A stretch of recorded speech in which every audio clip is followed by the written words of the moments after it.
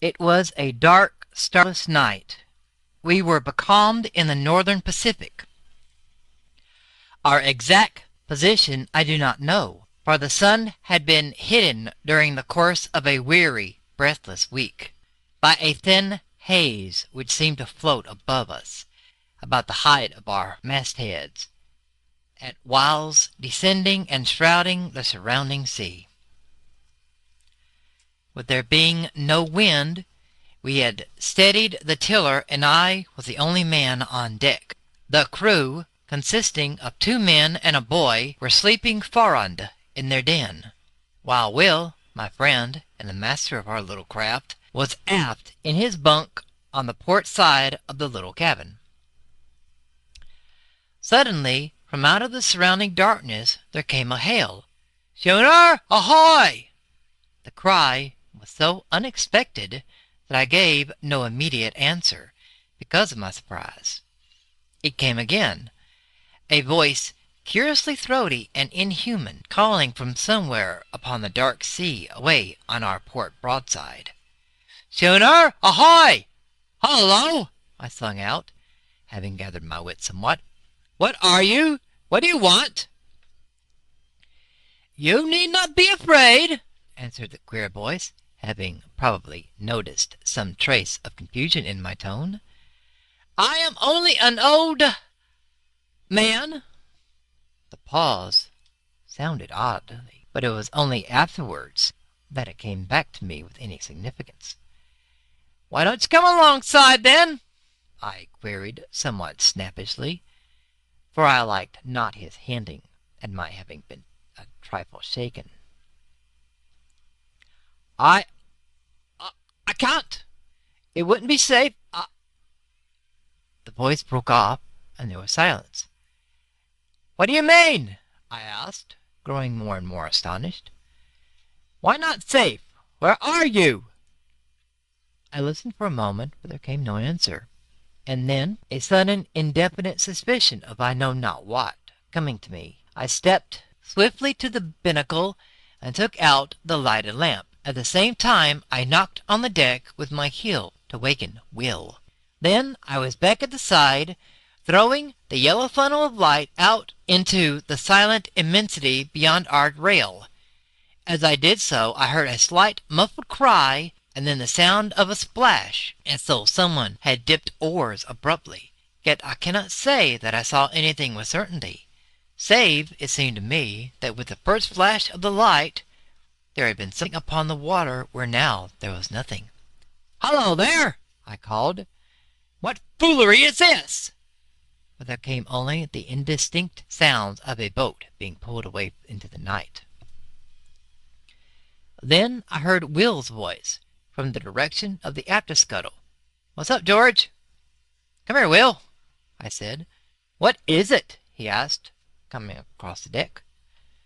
I told him the queer thing which had happened.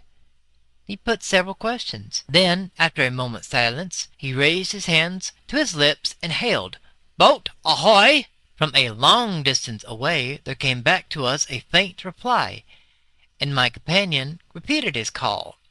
Presently, after a short period of silence, there grew on our hearing the muffled sound of oars, at which Will hailed again.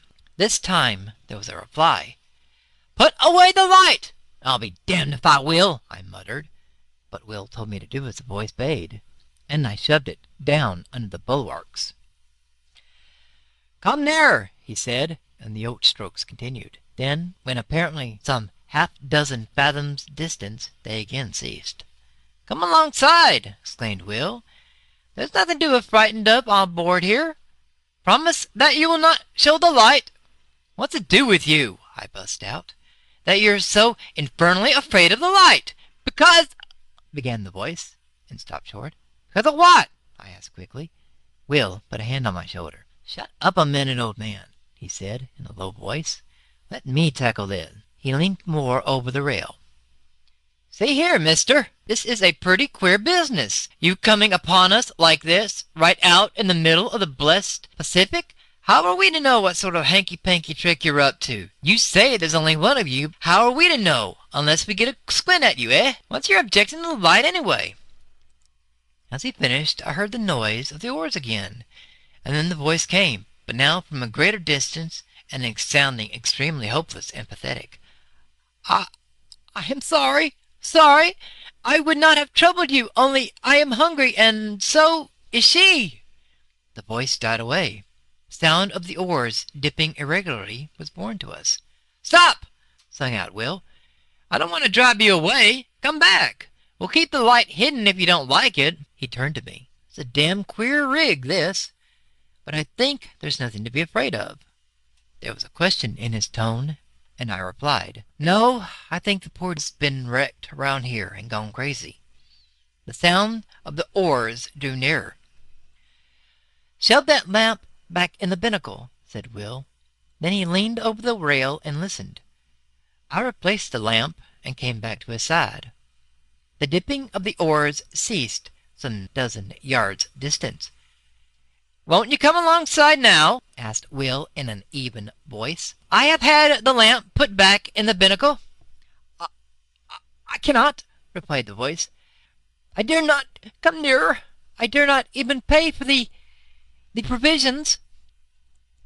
That's all right, said Will, and hesitated. You're welcome to as much grub as you can take. Again he hesitated. You are very good, exclaimed the voice. May God, who understands everything, reward you. He broke off huskily. The lady, said Will abruptly. Is she? I have left her behind upon the island, came the voice. What island? I cut in. I know not its name, returned the voice. I would to God, it began, then checked itself as suddenly. Could we not send a boat for her? Asked Will at this point. No, said the voice with extraordinary emphasis. My God, no! There was a moment's pause, then it added, in a tone which seemed a merited reproach. It was because of our want I ventured, because her agony tortured me.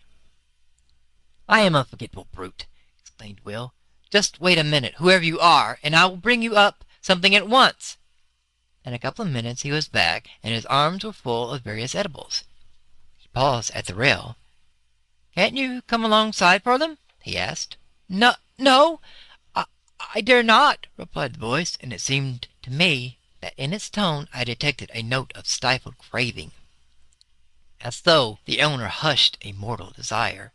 It came to me then in a flash that the poor old creature out there in the darkness was suffering from actual need of that which Will held in his arms, and yet, because of some unintelligible dread, refraining from dashing to the side of our little schooner and receiving it.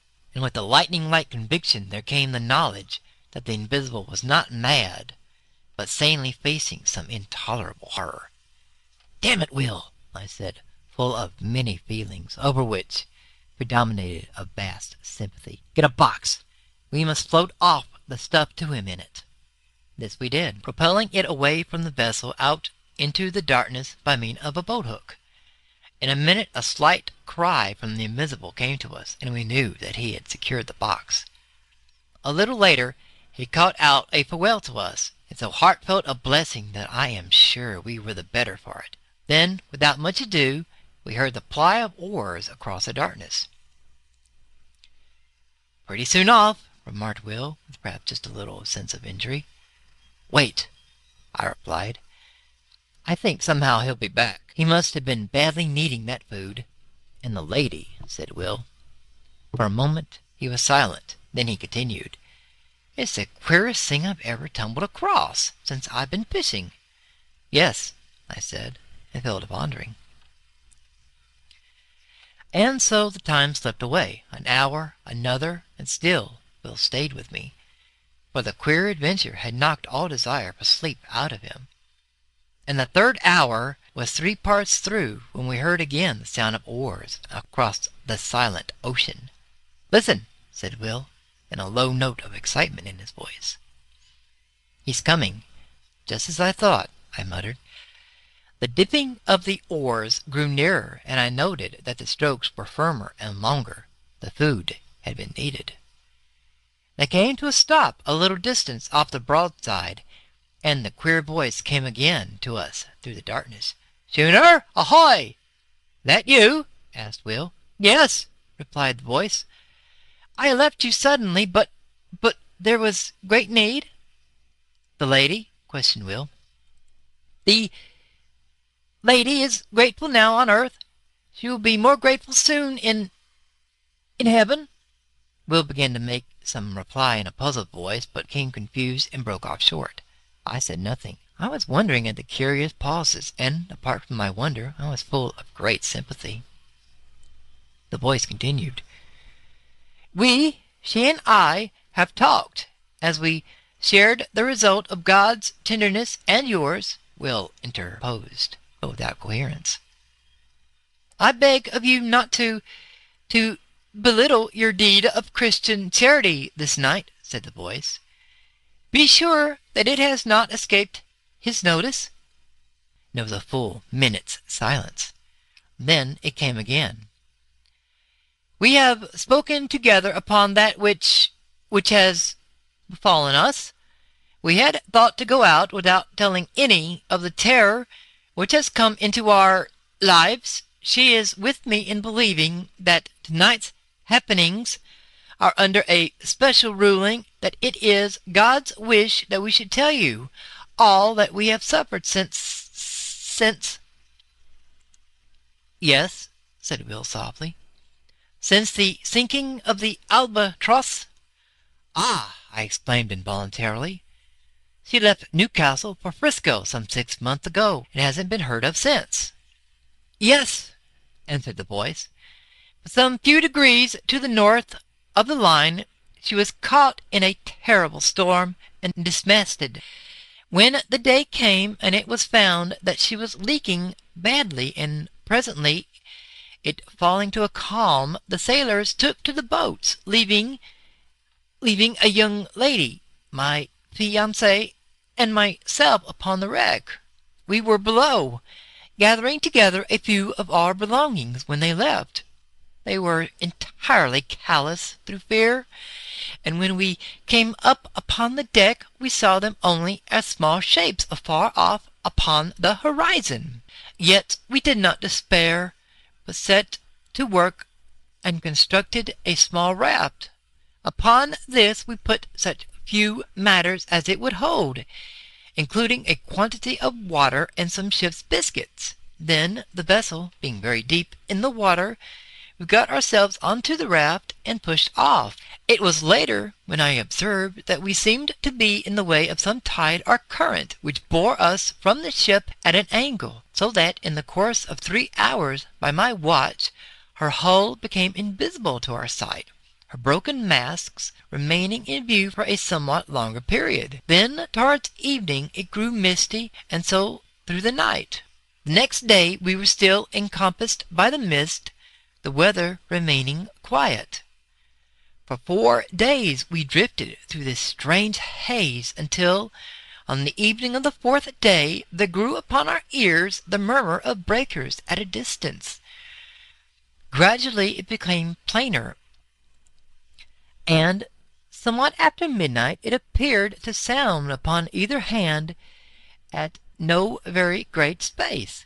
The raft was raised upon a swell several times, and then we were in smooth water, and the noise of the breakers was behind. When the morning came, we found we were in a sort of great lagoon, but of this we noticed little at the time, for close before us, through the enshrouding mist, loomed the hull of a large sailing vessel.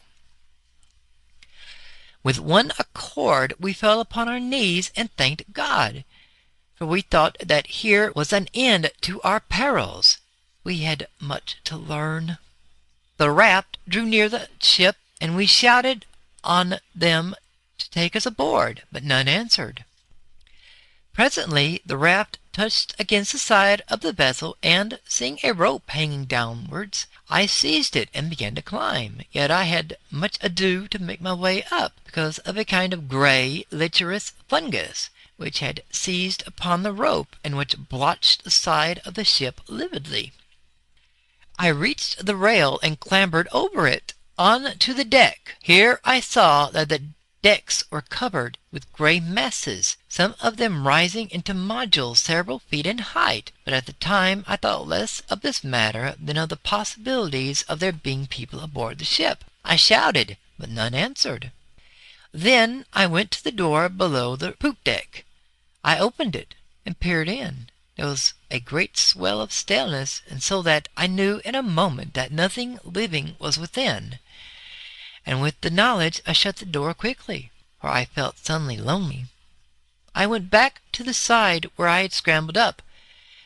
My sweetheart was still sitting quietly upon the raft. Seeing me look down, she called up to know whether there was any aboard the ship. I replied that the vessel had the appearance of having been long deserted, but that if she would wait a little I would see whether there was anything in the shape of a ladder by which she could ascend to the deck. Then we would make a search through the vessel together. A little later, on the opposite side of the deck, I found a rope-side ladder. This I carried across, and a minute afterward she was beside me. Together we explored the cabins and apartments in the after part of the ship, but nowhere was there any sign of life. Here and there within the cabins themselves we came across odd patches of that queer fungus, but this, as my sweetheart said, could be cleaned away.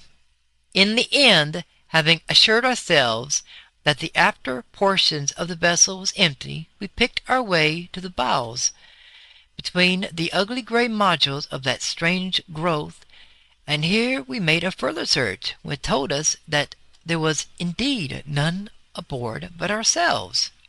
This being now beyond any doubt, we returned to the stern of the ship and proceeded to make ourselves as comfortable as possible.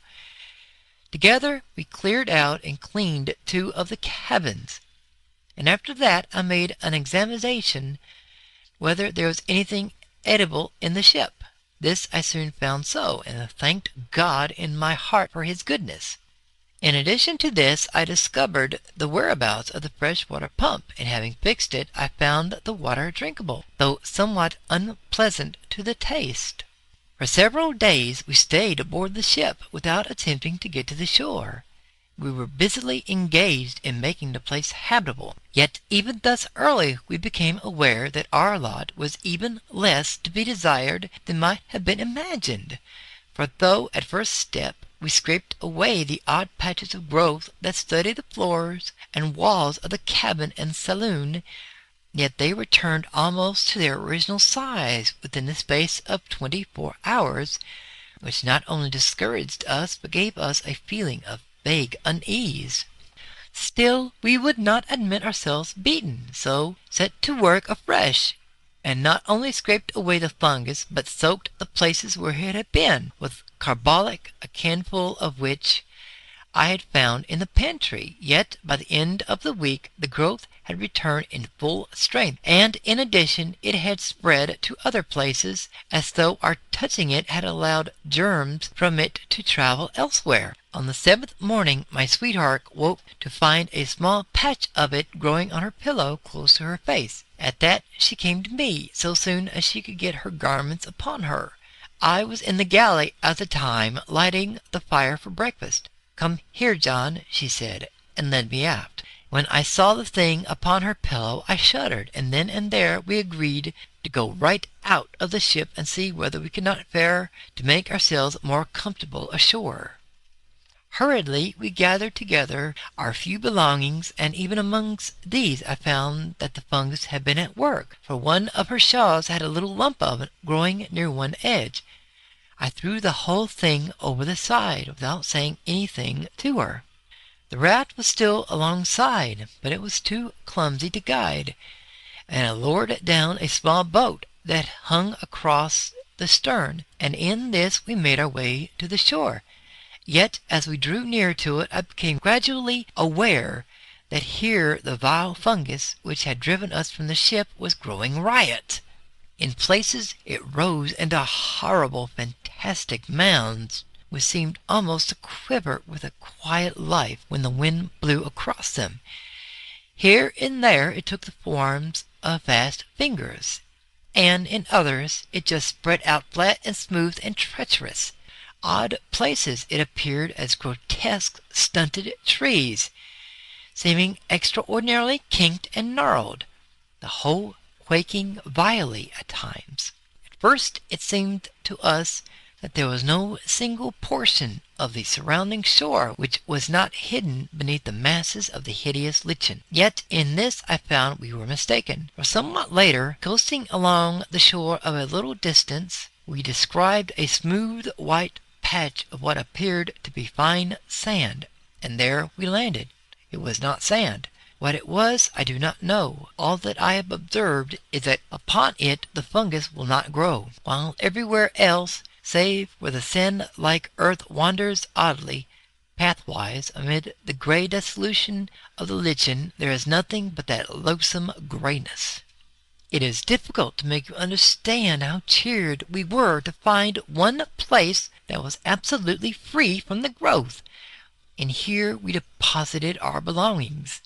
Then we went back to the ship for such matters as it seemed to us we should need. Among other matters, I managed to bring ashore with me one of the ship's sails, with which I constructed 2 small tents, which, though exceedingly rough-shaped, served the purpose for which they were intended. In these we lived and stored our various necessities, and thus for a matter of some 4 weeks all went smoothly, and without particular unhappiness. Indeed, I may say with much of happiness, for we were together. It was on the thumb of her right hand that the growth first showed. It was only a small circular spot, much like a little gray mole. My God, how the fear leapt to my heart when she showed me the place. We cleansed it between us, washing it with carbolic and water. In the morning of the following day she showed her hand to me again. The grey, warty thing had returned. For a little while we looked at one another in silence. Then, still wordless, we started again to her movement. In the midst of the operation she spoke suddenly. "What's that on the side of your face, dear?" Her voice was sharp with anxiety.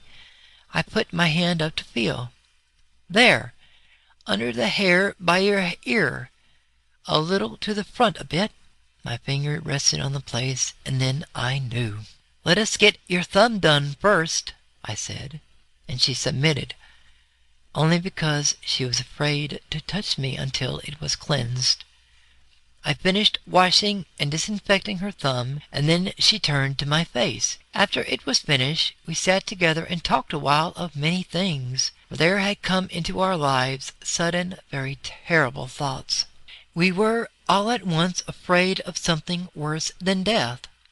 We spoke of loading the boat with provisions and water and making our way out onto the sea. Yet we were helpless from many causes, and the growth had attacked us already. We decided to stay. God would do with us what He will. We would wait. A month, 2 months, 3 months passed, and the places grew somewhat, and there had come others. Yet we fought so strenuously with the fear that its headway was but slow, comparatively speaking. Occasionally we ventured off to the ship for such stores as we needed.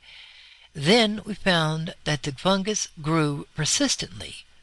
One of the modules on the main deck became soon as high as my head, and we had now given up all thought or hope of leaving the island. We had realized that it would be unallowable to go amongst healthy humans with the things from which we were suffering. With this determination and knowledge in our minds, we knew that we should have to husband our food and water, for we did not know at the time but that we should possibly live for many years.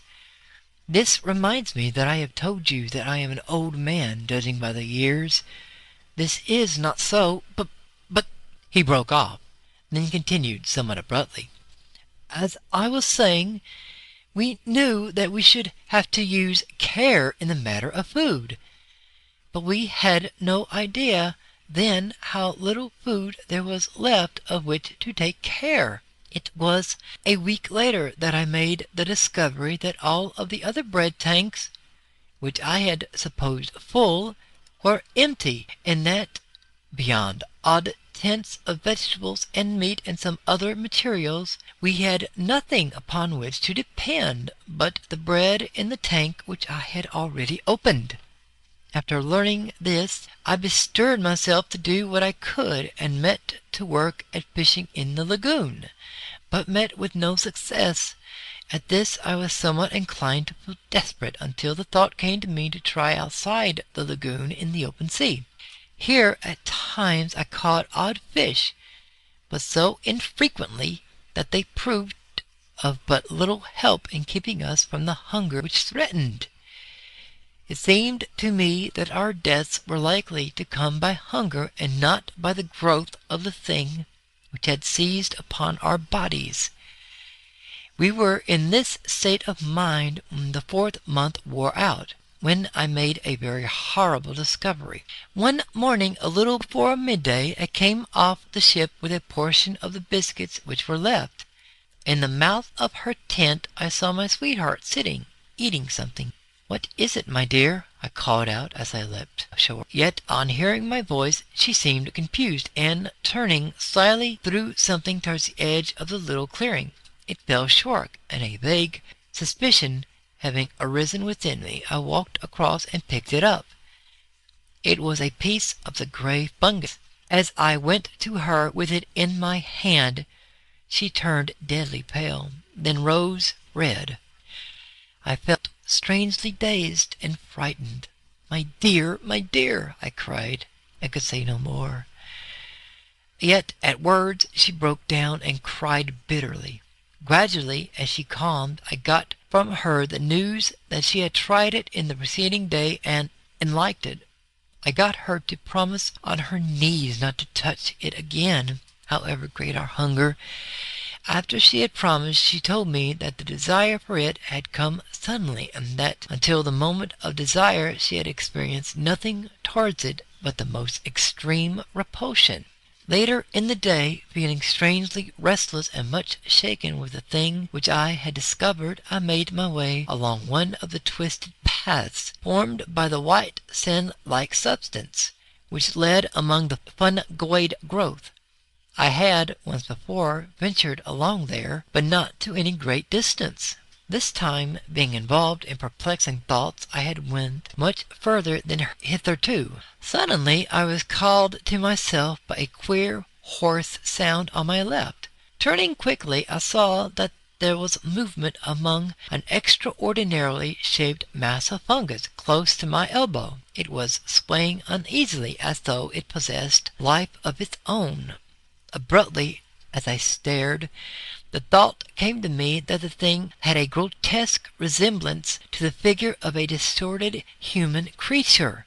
Even as the fancy flashed into my brain, there was a slight sickening noise of tearing, and I saw that one of the branch-like arms was detaching itself from the surrounding gray masses and coming towards me. The head of the thing, a shapeless gray ball, inclined in my direction.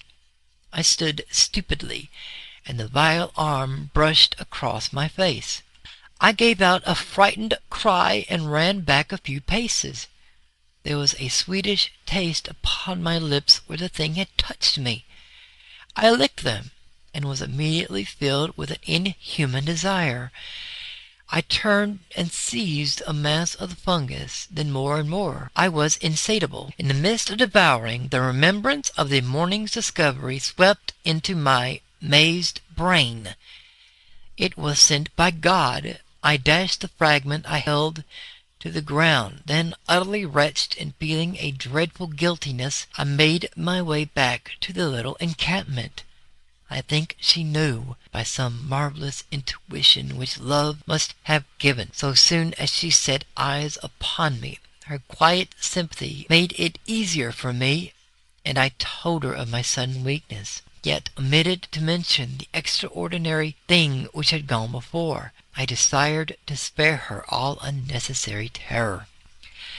But For myself, I had added an intolerable knowledge to breed an incessant terror in my brain, for I doubted not but that I had seen the end of one of those men who had come to the island in the ship in the lagoon, and in that monstrous ending I had seen our own. Thereafter we kept from the abominable food, though the desire for it had entered into our blood. Yet our drear punishment was upon us, for day by day, with monstrous rapidity, the fungoid growth took hold of our poor bodies. Nothing we could do would check it materially, and so we who had been human became, well, it matters less each day, only we had been man and maid. And day by day the fight is more dreadful to withstand the hunger lust for the terrible lichen. A week ago we ate the last of the biscuit, and since that time I have caught 3 fish. I was out here fishing tonight when your schooner drifted upon me out of the mist. I held you. You know the rest. And may God out of his great heart bless you for your goodness to a couple of poor outcast souls. There was a dip of an oar, another. Then the voice came again for the last time, sounding through the slight surrounding mist, ghostly and mournful. God bless you. Goodbye. Goodbye, we shouted together, hoarsely, our hearts full of many emotions. I glanced about me. I became aware that the dawn was upon us. The sun flung a stray beam across the hidden sea, pierced the mist dully, and lit up the receding boat with a gloomy fire. Indistinctly, I saw something nodding between the oars. I thought of a sponge, a great, gray, sodding sponge. The oars continued to ply. They were gray, as with the boat, and my eyes searched a moment vainly for the conjunction of hand and oar. My gaze flashed back to the head.